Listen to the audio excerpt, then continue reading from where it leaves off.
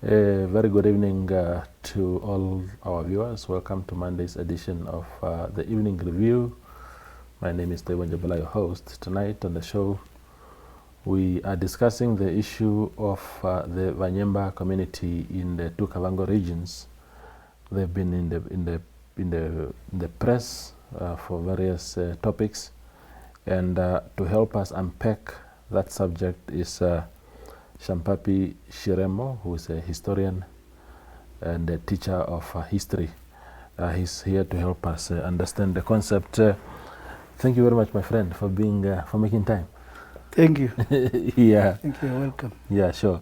So, the VaNyemba community, what are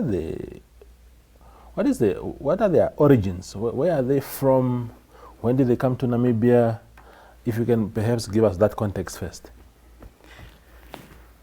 Yeah, just and for what reasons also, yeah. Yeah, just like all other Bantu groupings in Namibia. Yeah. The Nyemba community have a history of migration. Yeah. Either from Central Africa or from East Africa and into Angola. I think by the time that Angola became a colony of Portugal, yeah, the Nyemba have already established themselves in southern part of Angola, just north of the so-called Kavango communities. Mm-hmm. So they have been there, they established themselves there with their kingdoms and with their kings or queens. And for many years, that area just north of the Kavango communities, yeah, some kilometers, I think maybe depending from 50 to maybe 100 kilometers north of the Kavango communities inside Angola. Yeah. Those areas were known as kingdoms for the VaNyembas. Okay. So they've lived there for many years until when the colonialism started to have an impact on these communities.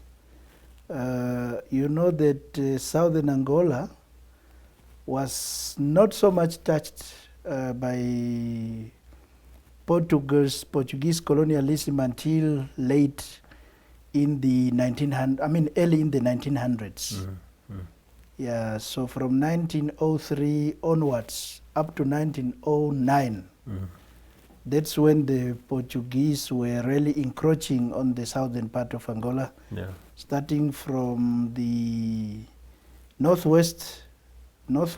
southwest of Angola. That is the area where we have now the Bombajas, the Kwanyamas, and other Ovambo groupings. And then they moved to the east. That is now to Kavango, Ukwangali, Kiriku, Mbukushu, and all there. They established themselves there. And also further deep into Angola, southern Angola, where the Nyemba kingdoms established themselves. So the Portuguese had policies that actually forced people to move from Angola. Yeah.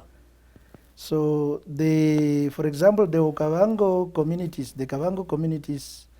by 1909, most of them were mainly living on the Angolan side of the Kavango River. The main population was living on the Angolan side. Okay. Their chiefs were also on the Angolan side by 1909. But at the arrival of the Portuguese soldiers who were establishing Fort Kwangar, Bunya, Sambiu, Fort Diriku, and Mukuso, the population there started to move on the other side of their kingdom, because the Kavango kingdoms transcended the Kavango River. It was found on both sides of the river. So they flipped over in order to run away from Portuguese encroachment and all that. So this impact of Portuguese colonial also had the same kind of impact on the Nyemba kingdom. So they also, some of them started also to move, to move from their kingdoms further into what we call today Namibia. But it was also compounded by the policies that the Germans and later on the British South Africans had implemented, because their main interest was actually to extract labor from these communities, and the Kavango communities were small at the time, so an encouragement was made to ask more people from the Angolan side to actually come this side. So many of the VaNyembas, especially at the time, also moved into Namibia to enlist for contract labor. And upon coming back, some people never returned back to Angola. They just went back to fetch their wives and then came to settle. Because of that, it was also because of migrant labor. Yes. Yeah, and the Portuguese policies that were harsh on the local population. They carried out forced labor, heavy tax on local communities. All these things forced people to move onto the Namibian side. Around which years did they come here? Yeah, so I think their movement, the Nyemba's migration into Namibia can be grouped or classified into categories. The first categories were in pre-colonial time. People were always moving from one kingdom to another. So the Nyemba people were always there within the Kavango kingdoms, either in Angola or in Namibia. Yeah, that was because of maybe marriages or because of running away from one king who wants to, marry these forced marriages and all that kind of things. So they were always there. So, but that group was small. And then the second one, the second group, is the one of migrant laborers. And that group was also still not a significant number. But in the 1950s, there was a liberation war that was started in Angola. And by 1966-65, it has reached some part of southwestern part of Angola. And the Portuguese responded with brute force against the local population, especially the Nyemba population in the Limbaranda area, which is an area of Angola next to Zambia, almost closer to Zambia. So the Portuguese recruiting the local San people and themselves and the PIDES were so harsh in responding to this liberation war by accusing the local people, especially mainly the Nyemba population, as collaborators with the liberation movement MPLA and later on UNITA. They were accused as collaborators and calling them bandits. And terrible massacres were carried out in those areas of Limbaranda. So many of the VaNyemba people were killed, massacred by the Portuguese, but also by the South Africans, because in the 1967-68, the South Africans were also working with the Portuguese. Because this time was the same time that SWAPO had launched the liberation struggle for Namibia.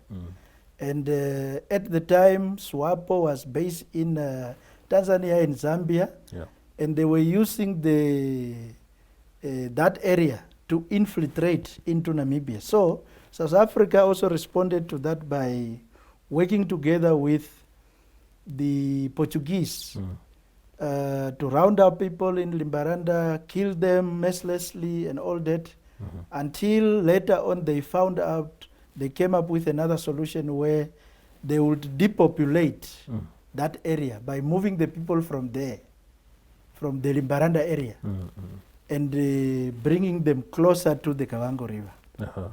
Where now they created, they came up with policies of population control, where a group of people or families would be put together and they will be told to build a house as per Portuguese,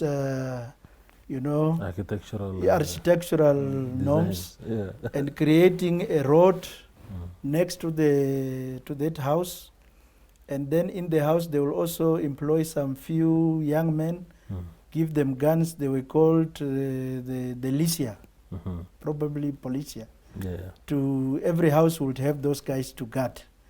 And the road was actually meant not only for the cars, to see in the morning as to who has come into the house and all that. So those kind of homesteads were called in the local languages Chaisa. Chaisa. So all the Nyemba people in the Kavango, they know what Chaisa is. A huge homestead, and then they will put one old man as the kind of the head of that household, and a structure, probably a political structure as to how they would counter these terrorists that are coming in, and they would report to the Portuguese and all that. That is between 1967 and 1976 or 1975 in some other areas of southern Angola. And but now in 1975, a civil war broke out in Angola after the Angola got its independence. And with this civil war, the three contending groups, UNITA, MPLA, and the FNLA, were all operating in the Kavango area. And because of the atrocities that these contending groups in Angola were carrying out, this last organized way of living that was organized from 1967, they now all flipped over again into Namibia. And more other population group from Angola, deep inside Angola, also flip in. That is when from 1975 to 1976, that's when a huge population of VaNyemba actually came into, let us say, Kavango. Because that time it was Bandustan time. So Kavango was a country, and it has its leaders, and but of course the South Africans were in charge. And this group that came in between 1975 and 1976, or even a little bit more than that, they were brought in, and then they were put in particular places, and they were registered as refugees. As refugees. The earlier groups that I spoke about, the pre-colonial and the migrant ones, those ones were not refugees. They came and settled, and they were quickly integrated. But these ones were classified as refugees. I think rightly so. Because they were running from a war in Angola. I will stop you. Just hold that thought for me, Shampapi, and then we go for a break. We return for second half.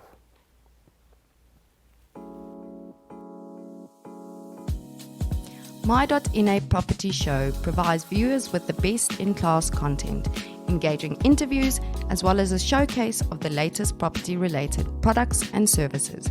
If you would like to feature your brand or your campaign on this platform, contact My.NA at synergy.com.na.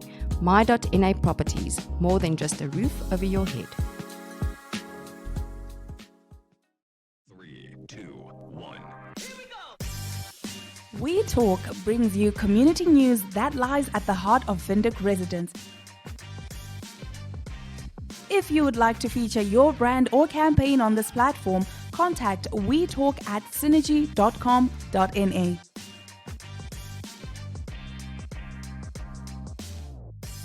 You live, we talk.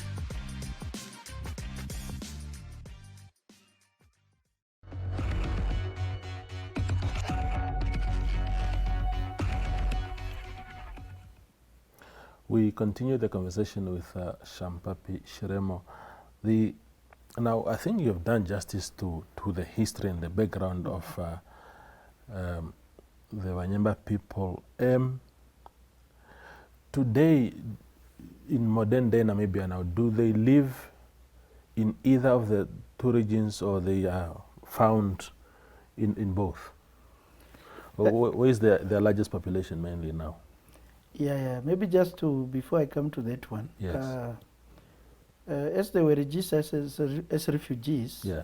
But now the normal practices of hosting refugees was later on not done.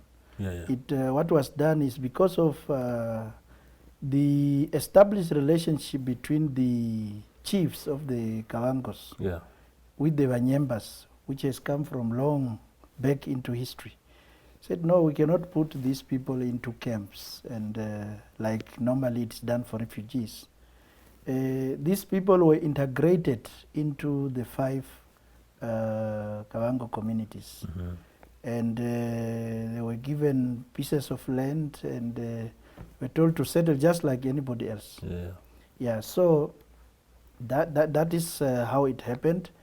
And so because this was now integration is meant that these people should just live like anybody else who is in the community. They should be allowed to go to school. They should, if they have their opportunities, they should also be, be allowed to compete with Namibians that are there. So if a Nyemba group is integrated into Kwangali, it is expected that those VaNyembas are subjects of the Kwangali royal establishment. The same for Mbunza, Sambi, Grigo, and Bugushu. Okay. That is the understanding that has been established at that time. And the people thought it is supposed to be like that. It's good that you brought up that part, Shampapi, because now, of course, we've heard of some calls by members of the VaNyemba community to say that they wanted to have some sort of traditional establishment of their own, which in the context of what you just said now would not be possible in terms of jurisdictions, because there's no open spaces that is not occupied already by the existing royal houses, isn't it? How do you see it? Yes, I have explained in the past that that call itself creates a lot of tension. Naturally, the Kavango royal establishments, when they hear such kind of calls, they become agitated, they become angry, because of the history that I've just spoken about. Because in their mind, they are saying, look, these are people that we have accommodated. But now they are turning to say that they want their own traditional authority. That means, in their view, is that these people do not want to be to be loyal, to pay respect and the usual due taxes to this traditional authority, because now they want their own. So the questions might be, is that why? Why do these people want their own traditional authority when we have accommodated them, when we have integrated them? We thought they are equal citizens just like anybody else. Why are they coming up with these kind of things? So that is the question that the royal establishments there are asking. And it has not been properly provided with a response. No, I think in that context it's very, very clear. I mean, it's like you have the Germans here or the English community in Namibia today. if they were to say, we want to start ruling ourselves, I mean, we know that there's a German forum, for example. Yes. And I'm sure the English speaking community here in Namibia also have maybe their own umbrella bodies to oversee the affairs of their community. But I don't think they are asking for geographic jurisdictions to say now Windhoek East or whatever is now our part. Yes. So I can understand why the chiefs are agitated. But tell me, in terms of other rights, because there are those VaNyemba people, maybe the majority of them now are probably born here now. Yes. People born in the late 70s, in the whole 80s, 90s, who should now, whose only country they know is Namibia. And they are demanding to be treated equally in terms of other things now, apart from the traditional authorities. Yes. But every time they raise some of these issues, you hear pockets of people saying, yeah, but these foreigners and whatnot, what rights should they enjoy in Namibia? Yeah, I think they should enjoy the rights, just every right that is enshrined in our constitution. Yeah. In Chapter 3 of our constitution. Fortunately, or maybe unfortunately, the rights that are enshrined in Chapter 3 of our Constitution are more of individual rights. Yeah. You as an individual, you have this right, you have that right, you have that right as a citizen of this country. Or maybe even as a foreigner, you will have that right. But our Constitution is not so much clear on so-called group rights. Group rights where now people are not talking as individual. Yeah. They are talking as a group. We want this right as a group. That becomes problematic because then the other group must react to that, and then you have problem. But as individuals, I think the VaNyembas have all the right that all other Namibians are having, and they should not be denied those rights. Yeah. Do you think, for example, that if they were to say, we, the community of VaNyemba, want to have the Nyemba language, I don't know how it's called, in school, not necessarily demanding, because even my own language, Oshimbaja is not in the it's not in the curriculums. Yes. But if they wanted to maintain their identity, their cultural identity, their group identity, and say we also want a situation where there are elements of our language being taught in schools and whatnot. We had them asking to be on radio and stuff like that. Is that provocative or a fair request? Yeah, on the issue of the languages, I think we also have to revert back to our laws and policies. Yeah. What do our laws and policies say about languages? Why, for example, Oshimbaja is not taught in school? Have we asked these questions? Yeah, because obviously it's too many languages. Where would you end? Okay. You have 7 or 8 Vambu languages. Yes. And I suppose the more it could also segregate people in their own cocoons. Imagine at a school, you have to teach 8 languages at one school, and so forth. I do not know, but I'm just saying that. That could be one of the reasons. Yeah. But also, when it comes to language issues, languages can be recognized based on certain things. Yeah. Briefly. First of all, briefly, we are running out of time. Is it a national language? Yeah. National languages are taught in schools. Yeah. Of course, English is our official language, but we have national languages in Namibia. Those are taught in schools. And in order for one to have a language taught in school, that language must have orthographies. And orthography is a book kind of that standardize that a particular language. So that when everybody's writing in that language, or when they are talking in that language, Yeah. they talk in the same way. That is done by orthographies.